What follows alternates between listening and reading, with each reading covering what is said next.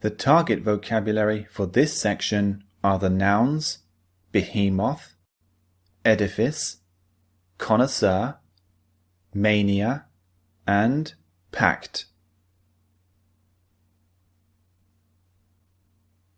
These are the 5 nouns we're going to master in this section.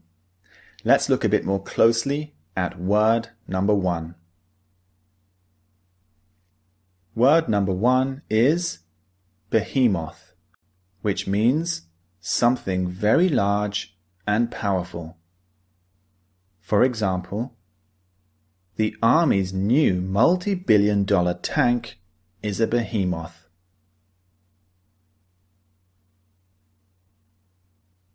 The Army's new tank is so large and so powerful that we can call it a behemoth. This is the perfect word. It gives a sense of great power, great size and strength. We can also describe companies or organizations as a behemoth. For example, Microsoft is a behemoth software company. It's so big and very, very powerful all around the world. So Microsoft is a behemoth software company. Now let's look at word number 2. Word number 2 is edifice, which means a large and impressive building. For example, the lawyer's office was located in a white stone edifice. This lawyer's workplace is in a very large and impressive building, so we can describe it as an edifice. So an edifice is a large, impressive building. It doesn't always have to be very beautiful. It can be large and grand, and it makes you look at it and think, wow, that is impressive. That's a big monster of a building, a very powerful looking building. If I talk about the pyramids of Egypt, particularly the Pyramid of Giza, the Great Pyramid, the most famous one, I can describe it as a magnificent edifice because it's very large and impressive when you see it. When you look at it, you think, wow, that is incredible. Now let's move on to word number 3. Word number 3 is connoisseur, which means someone who knows a lot about a particular thing and enjoys it a lot. For example, James is a wine connoisseur. He visits France every year to taste and buy the best.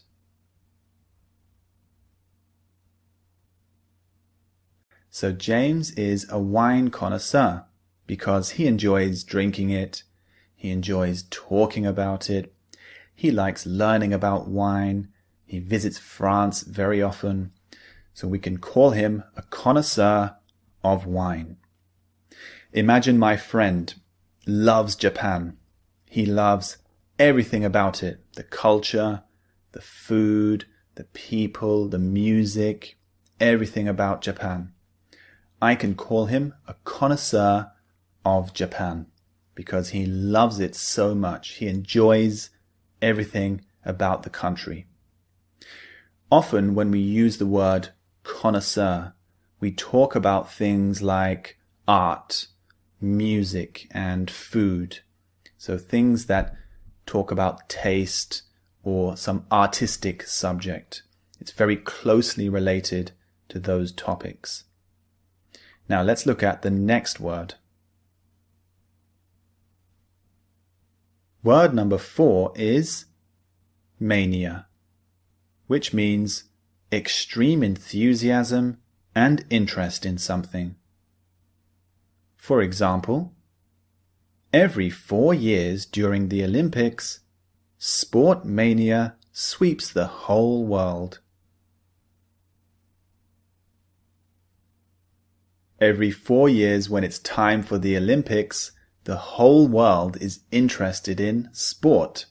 We cannot get enough of it, so we're very enthusiastic about supporting our nation, supporting our favorite athletes, so we can describe it as a sport mania. So the sport mania sweeps the whole world.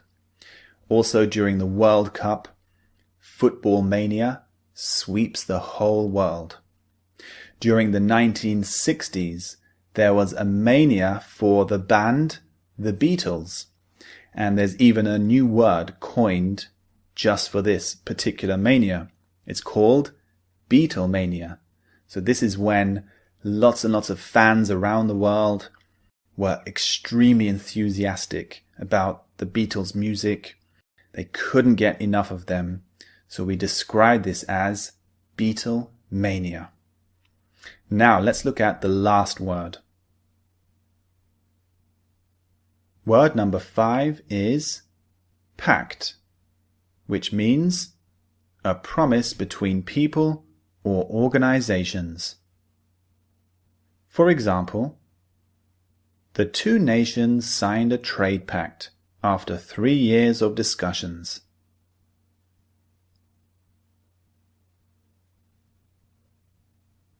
These two nations made a promise. They made a deal when it comes to trade. So we call this a trade pact.